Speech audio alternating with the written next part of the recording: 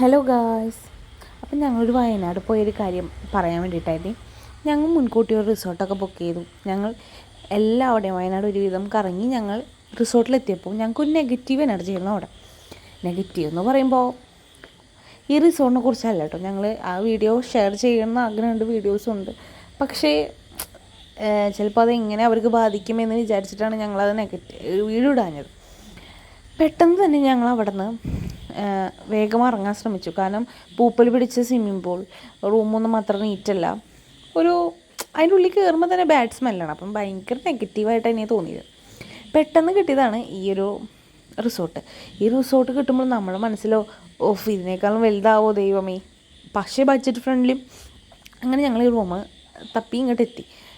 പക്ഷേ ഈ റിസോർട്ടിൻ്റെ പേര് മറന്നുപോയി, ഞാൻ ഇതിൽ മെൻഷൻ ചെയ്യാം. പക്ഷേ അടിപൊളി റിസോർട്ടായിരുന്നു. വെച്ചാൽ നമ്മൾ പുറത്തേക്ക് ഇറങ്ങുമ്പോൾ തന്നെ കാണുക ഫുള്ള് പച്ചപ്പാണ്. പിന്നെ ഇവിടുത്തെ സ്വിമ്മിംഗ് പൂളാണെങ്കിലും എപ്പോഴും ക്ലീൻ ആയിക്കൊണ്ടേയിരിക്കും. പിന്നെ ഇവിടുത്തെ ഒരു പ്രത്യേകത എന്ന് വെച്ചാൽ പ്രത്യേകമായിട്ട് ഡൈനിങ്ങിന് ഒരു ഏരിയ ഉണ്ട്. അത് തന്നെ നമുക്ക് വലിയൊരു ഉപകാരമാണ്. അപ്പോൾ ഇന്നത്തെ വീഡിയോ ഇത്രയേ ഉള്ളൂ. ബൈ.